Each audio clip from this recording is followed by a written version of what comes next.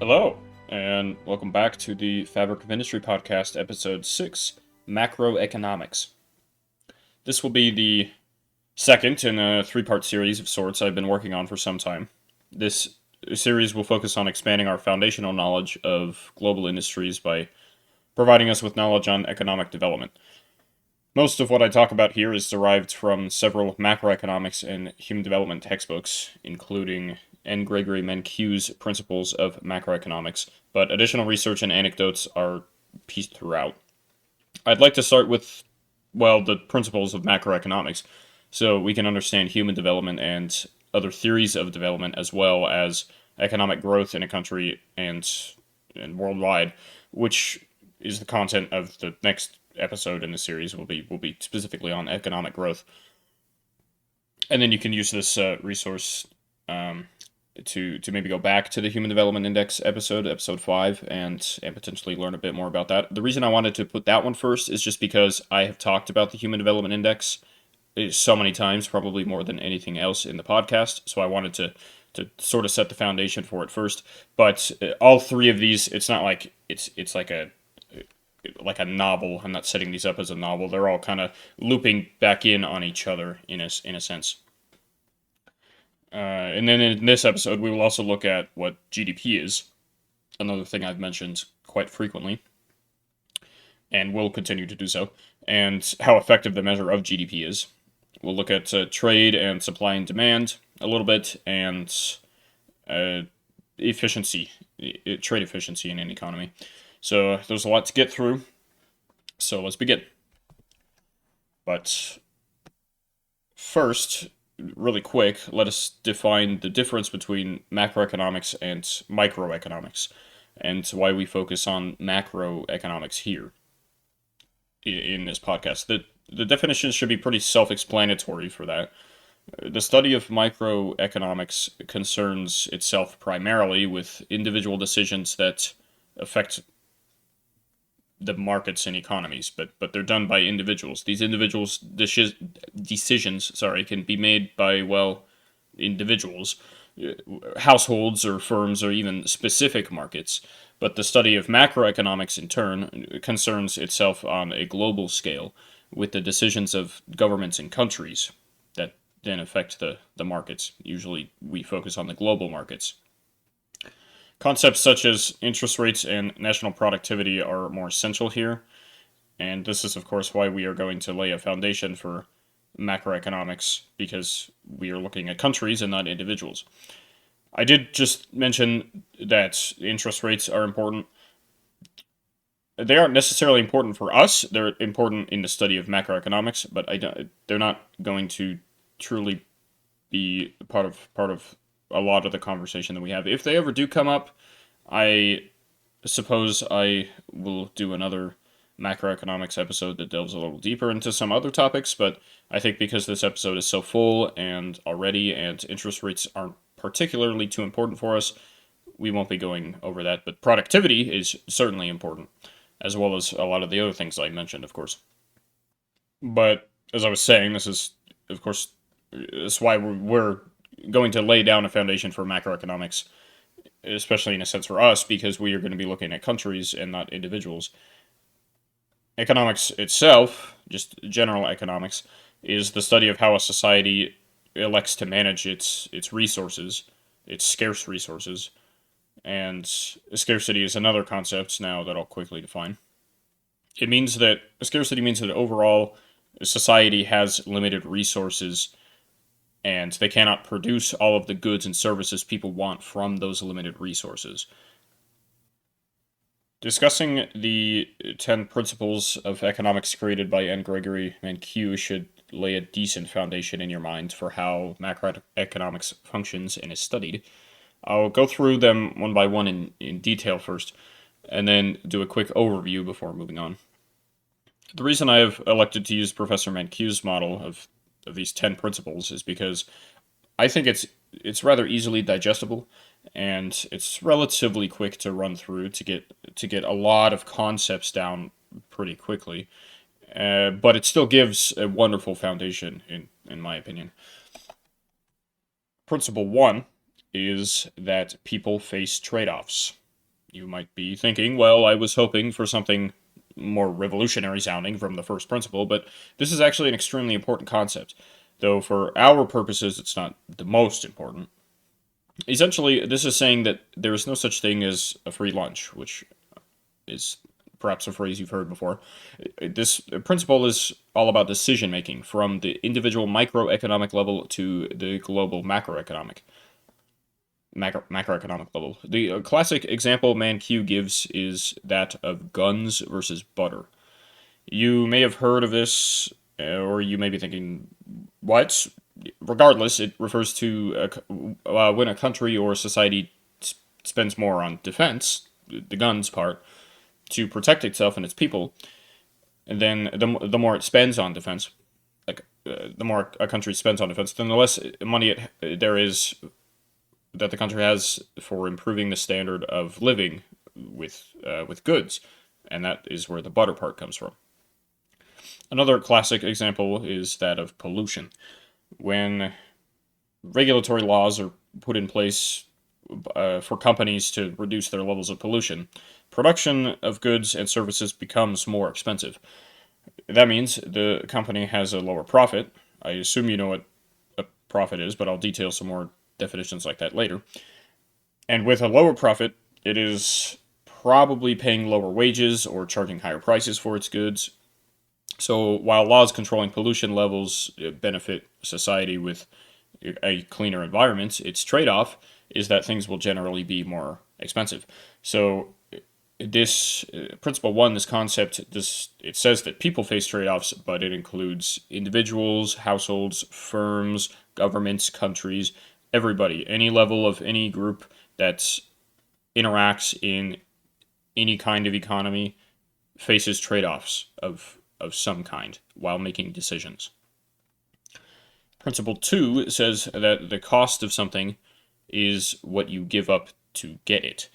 This is a direct consequence of principle one, in that making decisions requires comparing the costs and benefits of choosing something else to do. The big concept here, though, is that of opportunity cost. I will detail this probably next episode a bit more, but basically, opportunity cost is exactly what is given up to get the thing that you want. Most of the time, let me explain what I mean by that. Any decision, most of the time, any decision making entity never concludes all of the cost, the total cost required to get the thing they want. For example, if you decide to go to college, in this case, you would be the decision making entity. If you decide to go to college because of the benefits it will grant you or should grant you, such as a better job with a higher income, then you will probably consider the costs to go to college, but just the costs, right? Those are probably the first things that pop into your head. Food, rent, books, and of course tuition.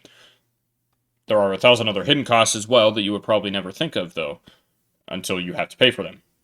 And then even two of the ones that I listed just now are extraneous in a way, because regardless of if you attend college or not, you still have to eat and you still have to pay rent.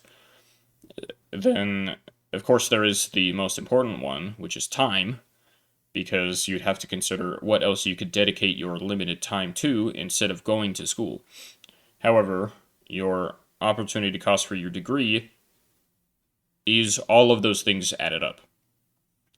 And so that's what principle two is saying. The cost of something is what you give up to get it. So the cost of going to college is your opportunity cost, which is the total cost, all of those things added up. And that's what it costs you to get the thing that you want, which is going to college. Relatively simple, I think. Principle three says that rational people think at the margin. Now comes another concept, that of the margin. Let's see if I can explain this fairly well, because sometimes it's a little bit hard to maybe wrap your head around the margin, but I'll give it a shot. I mentioned profit earlier, and you may have heard of the term profit margin, which more accurately depicts what a profit actually is. The margin itself, not the profit margin, but just the margin itself in economics is actually a change over time in small increments to an existing variable. Sometimes it's more accurately says as the marginal change in this specific case. A margin itself, outside of economics, any kind of margin is just the edges of something. So you can imagine marginal change as tiny little incremental bumps in either direction to some kind of thing. Let's say it's the price of a gallon of milk. Milk costs $5.15 today, but the next day it costs $5.10. The marginal change there is a decrease in the price of milk by 5 cents over the one day. That is a simple example. It's not a great example because generally margins deal with ranges. So it would be the edges of the highest and lowest ranges possible in a variable. A, a, a better example would be thinking about airplane ticket costs. So let's say if a plane flies from one end of the United States to the other, it costs the airline $100,000. There are 200 seats on the flight.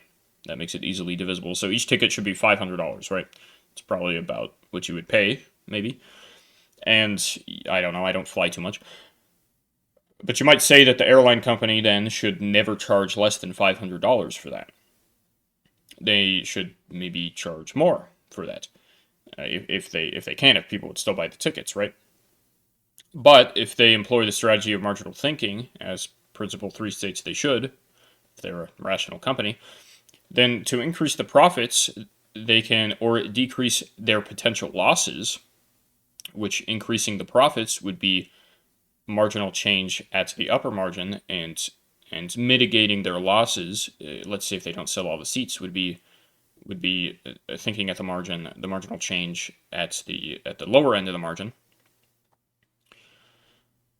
Then they could potentially lower the higher margin of the seat tickets, but if they want to make more profit, but then they could raise, or if they want to mitigate some of their losses by just being able to sell more tickets because they're a little cheaper since they didn't sell at the flight, but perhaps then they raise the lower margin of alcoholic drinks or in-flight Wi-Fi access or whatever else you may purchase on the flight, and then that slightly bumps their margin back up. If you think about another example, maybe if you think about water versus diamonds, why is water so cheap if it is essential for people to survive, while diamonds are expensive and not really required for survival? They're more of just like a jewelry commodity in some sense, and they have plenty of other industrial uses, but let's just think about it in that sense to keep it simple. I mean, you might think this is obvious because water is so plentiful and diamonds are not, and so that's why water is so cheap and diamonds are not, right? And of course, we then put a higher price on diamonds because they are more valued than water is. This is, of course, true, but the concept behind why this is true from an economic standpoint is that of the margin. The marginal benefit of one more cup of water is basically negligible because it is so plentiful. So marginal benefit would be how much more you would gain. So imagine you're already at your limit of benefit in drinking water. You're fully satiated, you don't need any more water, but you could have one more cup of water, but the benefit you would gain from that at the margin is basically negligible because water is so plentiful and perhaps you don't really need it so much. I mean, this is also perhaps only a case for more developed countries, and definitely some of the least developed countries in the world would perhaps say they would value water more than diamonds, but I'm not so sure about that. But just think about it from the perspective of someone living in New York City or something. But then the marginal benefit of diamonds for this person in New York City is very high because people consider them to be rare. Moving on, Principle 4 states that people respond to incentives. This is, again, maybe is one that's kind of obvious sounding. And incentive itself is a prompt that will induce a person to act upon something. Mankiw himself likes the idea of rational people, as do most economists. We like to think about rational people. And Mankiw himself says that rational people respond to incentives due to comparing costs and benefits. So this relates back to principle 3 as well.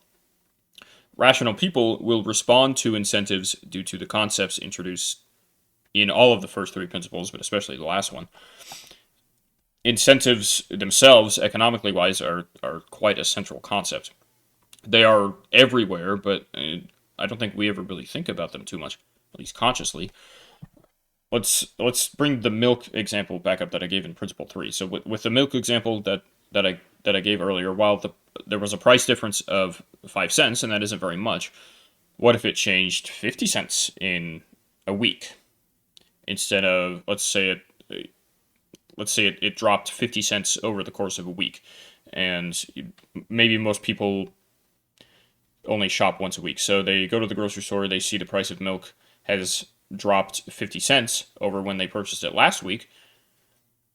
This would certainly make some people purchase more milk. Maybe they would purchase a second gallon because it is cheaper than the last time they bought the product. That's an incentive for them to buy the product because it's cheaper than the last time they saw it. And then maybe they don't have to go to the store for another 10 days instead of only 7 days or something like that.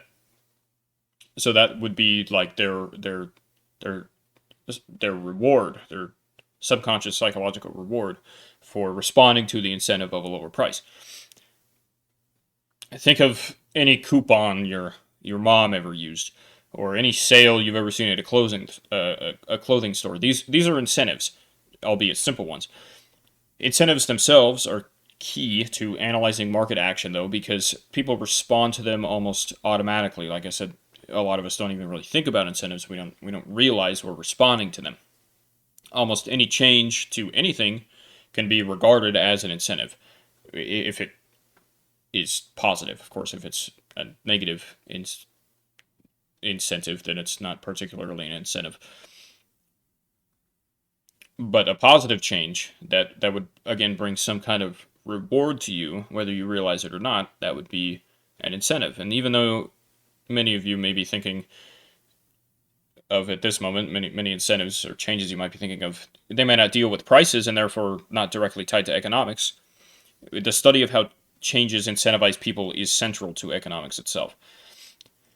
If you start to think on this for a bit, and I challenge you to pause, or after this episode, do this thought experiment. Just think for a little bit, for a while, about changes you've observed and how they could have potentially affected a market of some kind. For example, when seatbelt laws, let's take a really out there, something that may seem really out there. So when seatbelt laws were introduced in the United States because of public pressure, which was an incentive that the government responded to, car accidents actually went up. Was this directly and only because of the seatbelt regulations? Probably not, but it certainly had an influence. But then think about which market was probably affected primarily because of this incentivized change. Seatbelt laws are introduced, but car accidents go up. Perhaps people are driving more carelessly, whatever it may be. Or maybe there's just more drivers on the road. But this is certainly, like I said, it probably does have an influence. So think about potentially which market may have been primarily affected by this change. The car insurance market.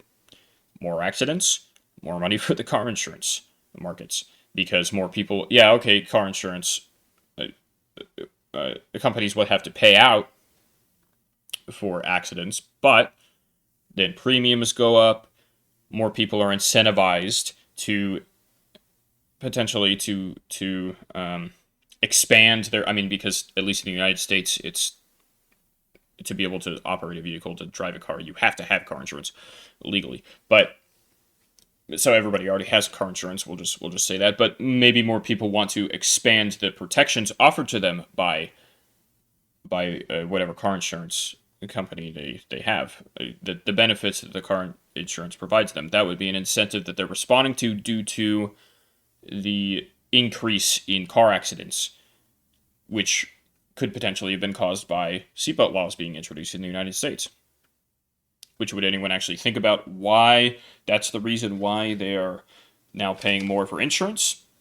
Not, they may not even be thinking it's because there's more car accidents, but it could be another such incentive that maybe they just want to feel safer, or they saw something else on the news, or it could be again, it could be anything.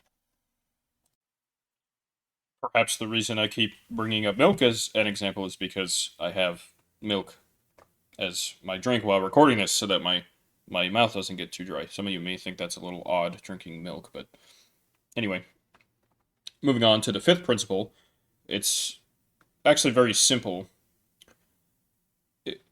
All it states is that trade can make everyone better off. A big misconception, well, maybe not a total misconception, but I think at least the way economics or economies and competition, especially in markets between countries, is perhaps portrayed in media and through conversation, is as strictly that, as competition. I think maybe this comes from how prominent sports are as entertainment, perhaps, or just natural human competitiveness for resources, and it kind of makes us think that we're always in constant competition, no matter what, with another country for some kind of resource. This is partially true because there are a limited number of customers for a certain market, but remember the concept of scarcity is not a scarcity of people, but of resources. So rather than competition between people, trade between two countries can make each country actually better off. This is because there's no intrinsic competition between markets on a macro scale. It can be extrapolated down to a micro scale as well, but it works much better on a macro scale because of the sheer number of customers in markets and the scarcity of resources. I used extrapolated there. I'm not exactly sure if it works for going down in scale. I think it only goes one way.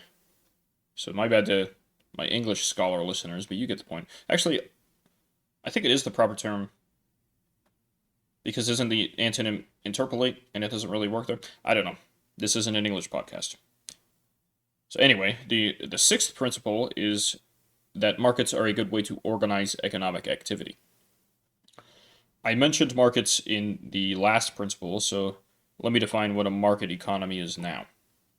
A market economy is where there is a lack of a central planner, and the decisions in an economy are instead made by all of the millions of firms and households within a country and within the world, within the global economy. A centrally planned government is like the Soviet Union. That's usually the prime example to give, which it seemed to work really well for a while, but it eventually failed, though due to many other factors besides it just being a centrally planned economy. The United States economy itself is a market economy, and despite the flaws there within, it remains the largest in the world. Think of countries as partners that invite competition with one another to strengthen their partnerships instead of two sports teams trying to get the one victory. So this is how trade can make everyone better off, and since markets are a good way to organize economic activity, these two principles tie in very well with each other. The seventh principle now breaches into more direct relevance for us. So does the sixth, and therefore the fifth to a degree. It says that governments can sometimes improve market outcomes. So we like the study of governments here because, again, we're on a macro scale. Well, actually, sometimes it is a rather difficult thing to quantify if governments can sometimes improve market outcomes. So what does this principle actually mean in practice? Well, the simplest way to put this is in perspective of history via antitrust laws. In the United States, during the rapid boom of industrialization and mass production, enormous conglomerates of railroad and steel and others appeared. I'm sure you've probably heard of these. Standard Oil. These corporations seemed almost more powerful than the government itself because of their power, their money, and their influence. The invisible hand of the market, as you may have heard it called, failed the people because they were basically enslaved. They were working long hours for little pay and often dangerous conditions. This is known as market failure because these corporations controlled too much market power. Yet the law prevailed, and the government was able to break up these conglomerates because there was still trust in the government enough for the government to be able to put in regulatory antitrust laws and break up these conglomerates and limit their power, improving overall the lives of the workers and the American people who worked in the economy. This is how the government can sometimes improve market outcomes. A big concept that the governments enforce via rule of law is property rights, so that individuals can own and control the scarce resources without being encroached on by others. This, of course, allows a free market to function because it invites innovation and production without the fear of your resources being taken.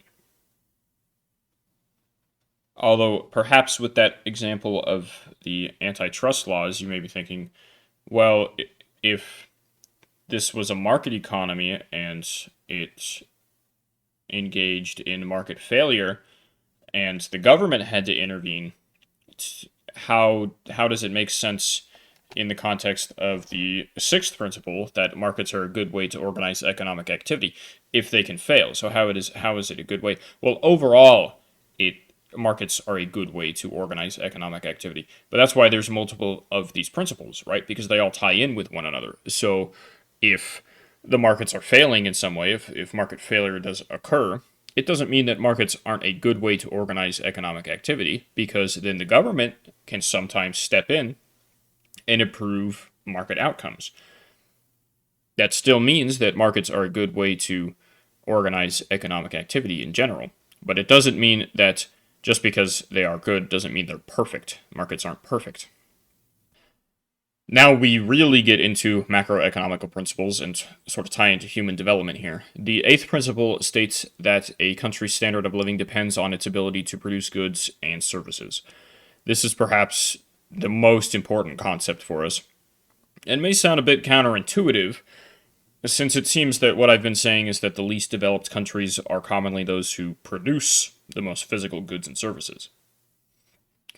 But, if you also recall, the lack of significant activity in the quaternary and especially the quinary sectors, which I would have outlined this in episode 1, in low developed countries mean that they cannot effectively use their governments to regulate the markets in ways that benefit them and in turn their people.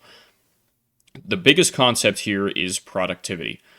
Just because low developed countries have high activity in the primary and secondary sectors does not mean they are productive. With the small amounts of people in developed countries who work in the primary and secondary sectors generally, they are far more productive than in less developed countries. This can build a relationship between productivity and living standards. It can be claimed, although perhaps argued to some extent, that the United States is the most productive country in the world, and therefore it is the richest, and therefore has a very high standard of living, although not technically the highest, at least from a quantitative standpoint. One could argue China is more productive, but they have a much larger population, which can be extrapolated to mean that their people earn less income because they are less productive. This can seem perhaps a bit circular, but at least to me, the concept is circular, though maybe more of a spiral. It sort of spirals upwards, if you can imagine that. The more productive a country is, the higher incomes increase. Therefore, the higher their standard of living becomes. Circling back to productivity, but ever spiraling upwards, hopefully that's the goal, as productivity increases. That's the driving force. The increases in productivity therefore lead to expansions in higher sectors of industry, further increasing incomes and the standard of living of the country. I'll expand more on productivity as well, I think, in the next episode, because it also ties in heavily to economic development, and we'll see why in that episode. But for now, moving on to the ninth and penultimate principle, is that this states that prices rise when the government prints too much money. Probably the most straightforward one that doesn't need further explanation, since I'm sure we all have at least heard of what inflation is and have some sense of it. And that is the key term here, inflation. It has almost always been caused by the government printing too much money. For example, the it's not the worst case of hyperinflation, but I think it's perhaps the most well-known case of hyperinflation, which inflation itself is at low levels of inflation are generally argued to be a good thing by economists, and you're probably thinking, well, that doesn't make any sense. Why would prices continually increasing be a good thing? Well, there are I suppose maybe two alternatives and then the extreme alternative. The one alternative is that you have depreciation, and economists really don't like depreciation. Because if you think about it, well, yeah, maybe it would be nice if prices just kept going down. But if prices just kept going down, why would your wages go up? So then why would your productivity go up? So then why would your standard of living go up? And then on the other side of things, if you get too high of an inflation rate, generally around 2 to 3, maybe 4 to 5% is considered pretty good by economists. But if you get to the double digits and above, 10%, 12%, you probably want to get that lower because that's just too high. That's just too much inflation. The government's printing too much money and prices are increasing too much, especially compared to, in general, how much wages increase. And then there's the extreme case, which is hyperinflation, which is the example I'm about to give. I think, again, the worst case was in Hungary after World War II, but in the 1920s in Weimar, Germany, it's Weimar, Germany, but Weimar, Germany is perhaps the most well-known example of hyperinflation. And I perhaps don't even have to explain what hyperinflation is. Maybe the term itself explains it, but I'll just give the example here. In 1921, a newspaper in Germany cost less than 1 mark, which was the form of government-issued German currency then, was the mark.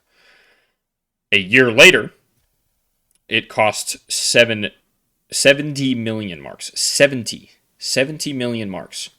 So in 1921, a newspaper cost less than 1 mark, but just 1 year later, I think it was a little bit more than a year later, it cost 70 million marks. This is an insane example of hyperinflation. And even though this is not a very common thing to happen, it's especially, again, more common in less developed countries. I think maybe the most recent example I can think of off the top of my head is Zimbabwe, which had such bad hyperinflation because the government was printing too much money that people just started using unofficially the US dollar because they realized that the US dollar is a strong form of currency, a form of money. They can trade it without it changing too much. Their government can't print it, so their government has no control over it. And then once it got widespread enough, the Zimbabwe government just had to accept it, the US dollar, as their legal official tender and give up I think it was the Zimbabwean dollar. I think at this point they've tried de jure at least, which means by law, to go towards another form of currency. I think it's the Zimbabwean gold or something like that. But I think de facto, which means in practice, which is what people are actually using most of the time, I think it's still the US dollar. But anyway, hyperinflation has happened multiple times throughout history. It's not a good thing. In general, inflation is not a good thing, but low levels of inflation are the best way to go about it. With that tangent of explaining inflation out of the way, I'll just reiterate the ninth principle again. Inflation pretty much most of the time happens, which is prices rising, is inflation. It happens pretty much only because the government will print too much money. Now on to the 10th and final principle. It says that society will face short-run trade-offs between inflation and unemployment. This one is it's relevant for us. It's a bit more relevant since the idea of unemployment is a key concept in the development of countries. But it's kind of a tricky one to understand. And it's probably the one that I understand the least well, and it's also the one that I sat here for the longest time trying to think about how to explain it in a way that makes sense. Because if you just go off of what the principle actually says, society will face short-run trade-offs, which, okay, we know what trade-offs are, and short-run just means, well, in a shorter time period than a longer time period. And those short-run trade-offs are between inflation and unemployment. Okay, well, we know what inflation is. I just explained that. And then unemployment is, well, pretty self-explanatory, probably, I hope. But what does that actually mean? Well, I said in the previous principle that inflation is caused by the government printing too much money, but that is just the simple long-term answer. It is complicated on a short-term scale. So, long-term could mean, usually just think about it in like terms of years. Short-term, maybe in weeks or months, is usually a better way to think about them. They don't really have hard and fast things. Short-term could still be years, but just for our purposes to keep it simple, long-term years, short-term weeks or months. Maybe days, but weeks or months usually. But inflation itself is more complicated on this short-term scale. Most economists will describe short-term effects of money injections as, which is the government injecting money into the economy, printing more money. They'll describe it as a three-step process. So this is that increasing the amount of money will stimulate spending, which increases the demand for goods and services. That's step one. Step two is that this higher demand for goods and services over time will cause firms to raise their prices. But step three, that will incentivize them to hire more workers and produce more goods, which then means unemployment goes down. The problem with this is it is a short-term solution only. Eventually, which is where the trade-off comes in, because eventually, due to whatever circumstance may cause it, such as, for example, the housing market crash in 2008 in the United States leading to the 2009 global recession, unemployment will rise due to inflation.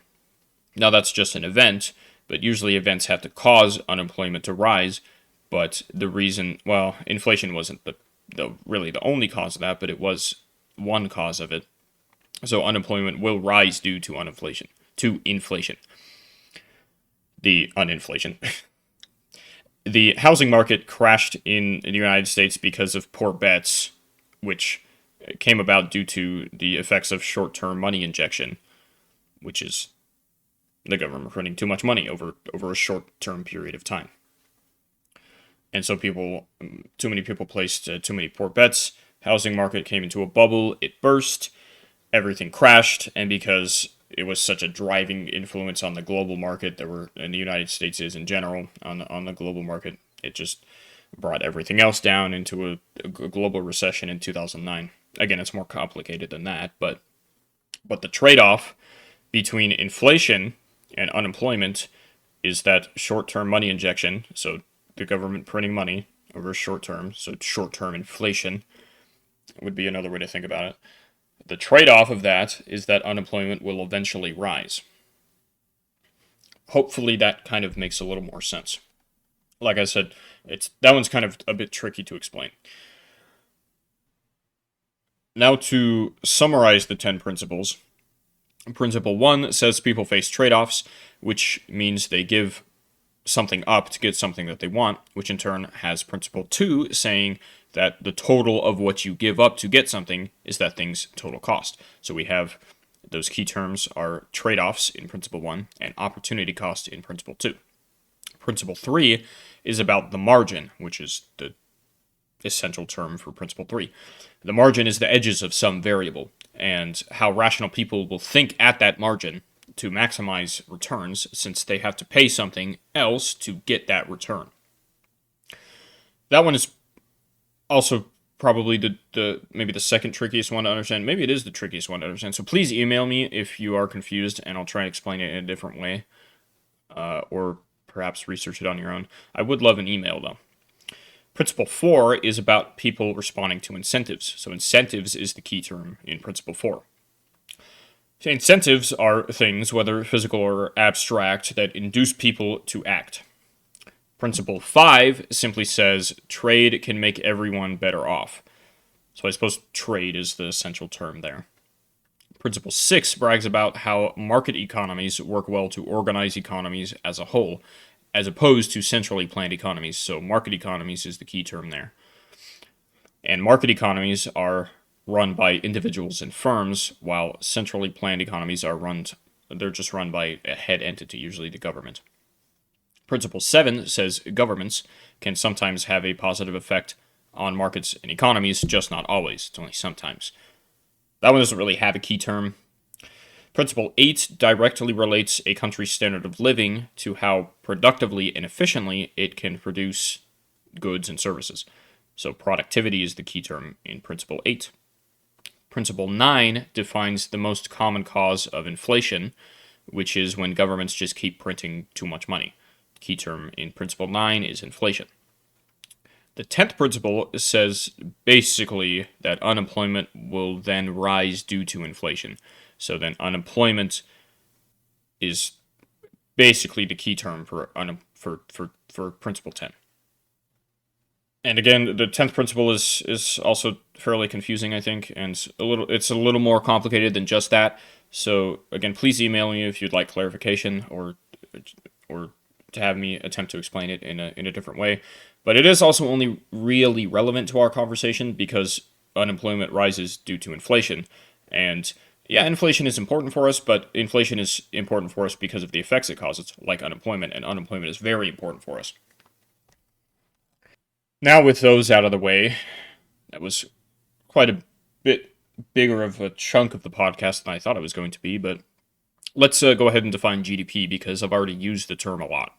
I think most people think they know what GDP is, and yeah, perhaps there's a decent kind of colloquial layman's understanding of it, but I don't think it's really that accurate. So GDP itself stands for Gross Domestic Product, which I'm sure a lot of people do know. It is itself far from a perfect measurement, though there really isn't a perfect measurement in anything, but GDP works quite well for what it is trying to do. And I think that there is the fault of many people's thinking regarding GDP. They're trying to apply the measure of GDP things that GDP is not trying to measure. So they're trying to say that GDP doesn't account for this. GDP is saying this is wrong or this is right or whatever, but GDP is only trying to do one thing, and they're trying to apply other things to the measure of GDP when that's just not what GDP is attempting to do. And so what GDP is trying to do, it's very good at what it does.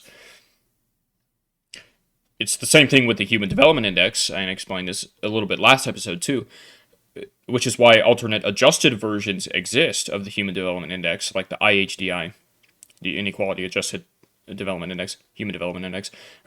Those things exist to measure those other things. But the Human Development Index itself is supposed to be measuring the 3 dimensions, and that's it. Gross Domestic Product, GDP, is simply trying to communicate whether or not a country's economy is doing well or not well. That's it. It achieves this by measuring the entire income of everyone in the economy of a country. If you add up all of the incomes of everyone in the economy in a country, then you have the GDP, which is a good indicator of how a country is performing economically. But then, even this is not entirely accurate because the GDP actually measures 2 things at once, intrinsically. It measures all of the income of everyone in a country because that's how we figure it out. And it additionally measures the total expenditure on that economy's output of goods and services. And this is a central concept in economics, that income must equal expenditure. This may not immediately make sense because how does income equal output? Well, I'm glad you asked. If you think about it, every transaction that takes place in an economy has 2 parties. It has a buyer and a seller. If you purchase a service for $100, you are the buyer, and the person providing the service is the seller, and they make $100.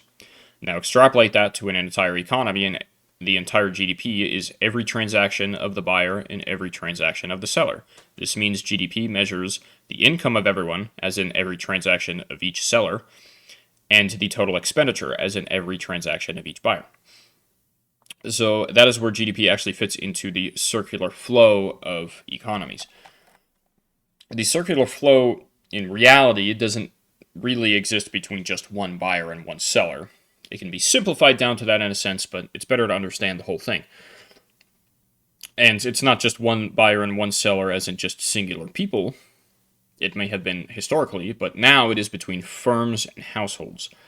I know I said microeconomics studies firms and households as individuals, but macroeconomics needs to take that into account because it needs to take into account how money flows through a country's economy to calculate GDP so that we can understand how country to country trade and economies function.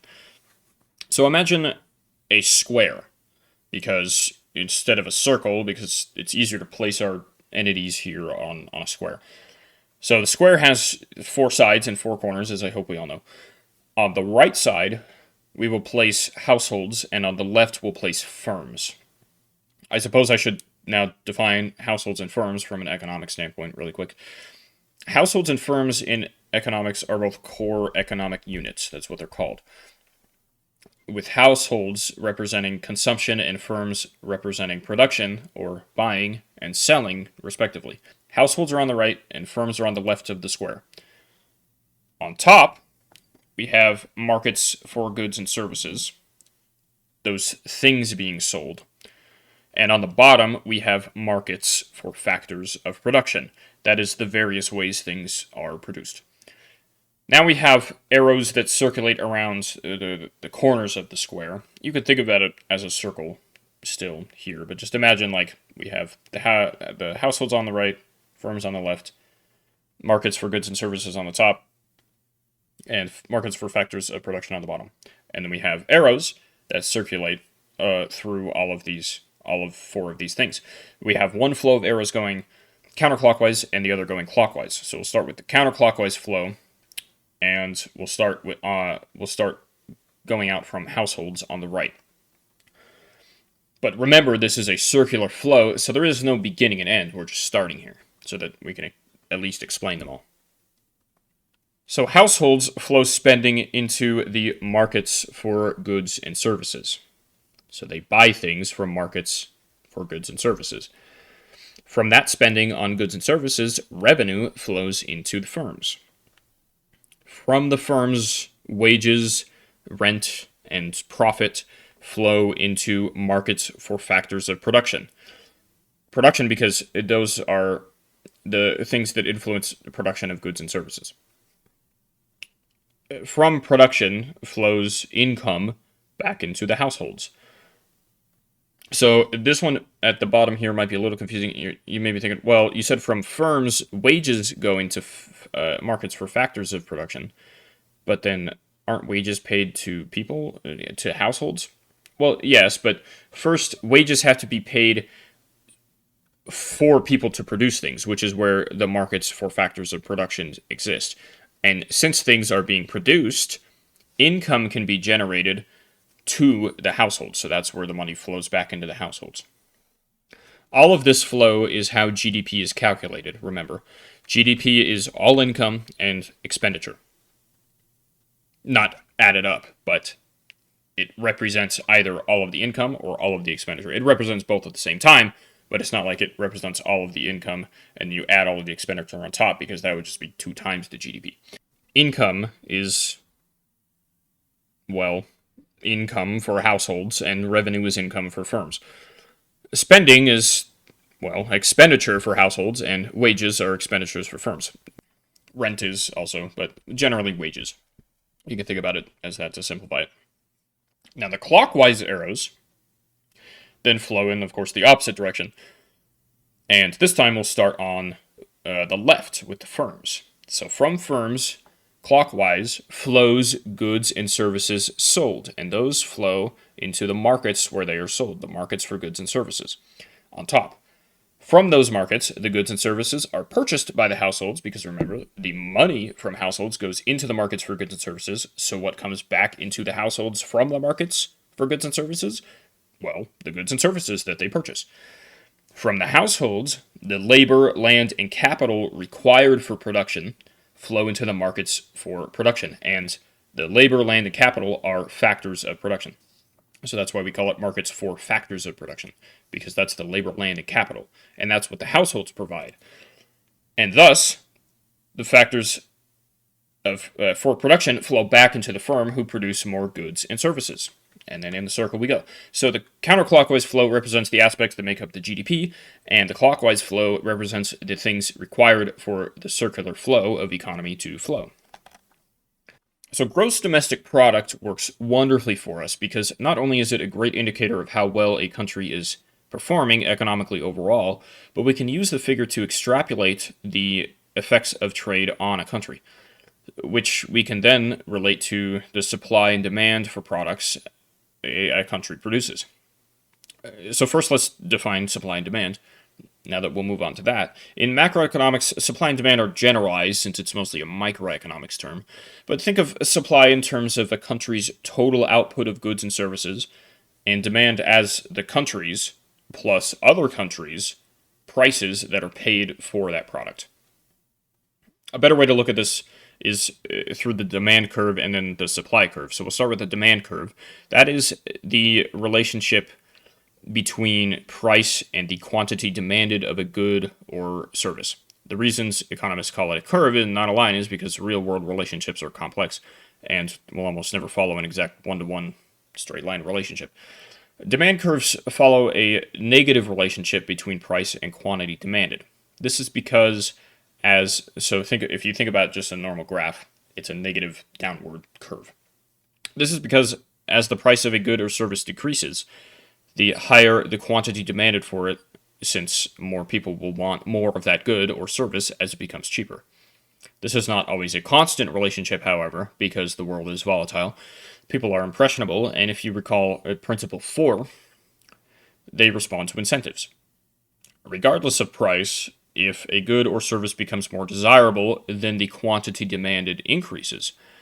Let's say a prominent health organization says some food has now been proven to make people live longer, to help people live longer. That food will now be in higher demand by all of the people who have read or watched this announcement on TV or whatever than it was before the announcement, because the price would of course not go down. This is known as a shift in the demand curve. The supply curve is a positive curve, representing the opposite relationship almost. Not quite the opposite relationship, but basically. If we look at quantity first this time, it will make more sense. So on a supply curve, the quantity is the quantity of goods or services supplied. Maybe that's obvious, but I should have mentioned in the demand curve, which now also goes for the supply curve, the quantity is either quantity demanded or quantity supplied is plotted on the x-axis, which is the bottom of the graph, and the price is plotted on the y-axis, which goes up the graph. Anyway, as the quantity of supply increases, so does the price. This makes sense since it is the inverse of demand. Think of demand as purchasing, so when prices go down, more goods or services will be purchased.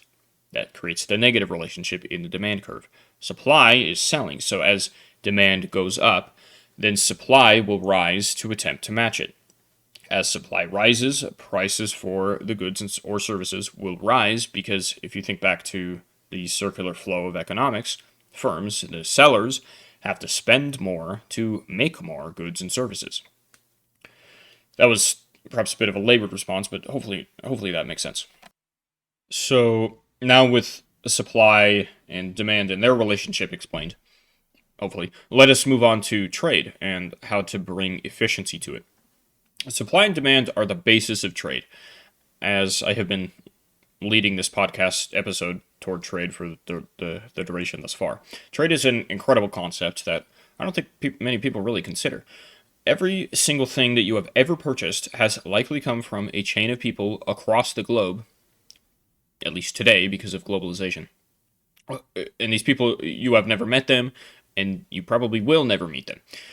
This is an amazing thing to think about, I think. How grateful we should be for all of the goods and services we have purchased throughout our lives, whether we wanted or we needed them. The global economy has the ability to coordinate all these millions of people with varying abilities from different backgrounds and cultures to create things for other people. Is it from a selfish standpoint? Perhaps. Regardless, it affects other people and you will never meet them. One aim of my whole podcast is to present an appreciation for this global phenomenon. Anyway, trade can be, again, tracked relatively well through the GDP of a country, since it represents the total amount of money a country gains from its industries. Not all of this, of course, is from trade, but luckily enough for us, the World Bank tracks how much of a country's GDP comes from exports.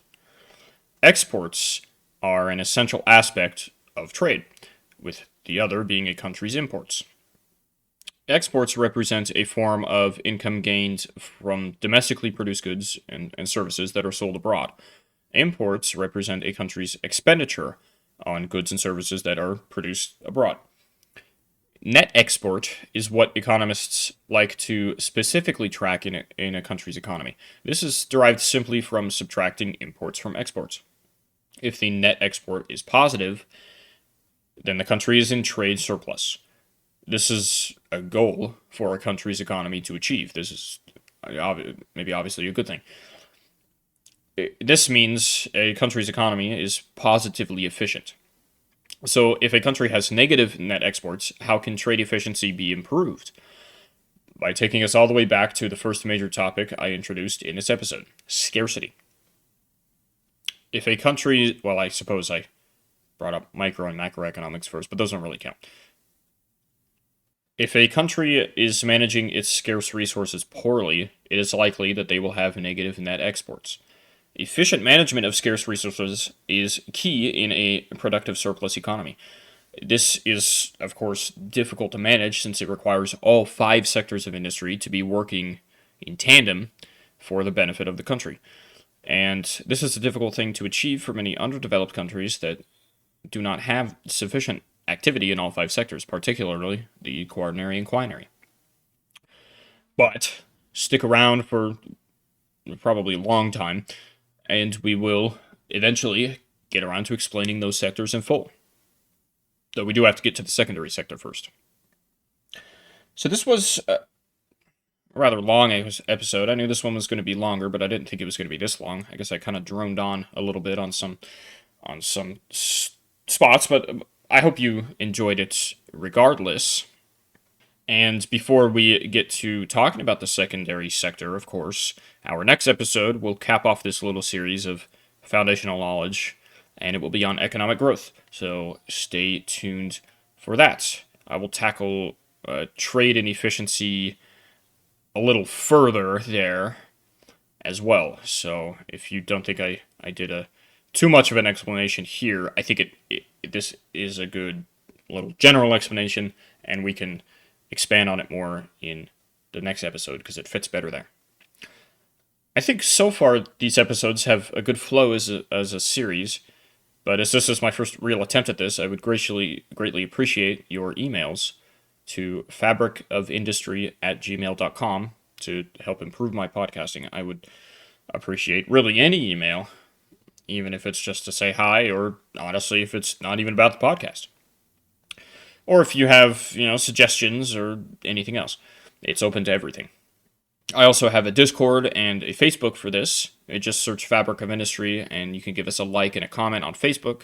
And the Discord is a place where we can talk, and I can post a visual aid, and we can, well, again, we don't even have to talk about the podcast if you don't want to, but, well, I would prefer that. Another thing that would really help us out, and I would be eternally grateful for, is a review on Spotify or Apple or wherever you're listening from, as it would help to grow our community and spread this information to more people who are interested. As always, I hope you enjoyed, and I'll talk to you next time.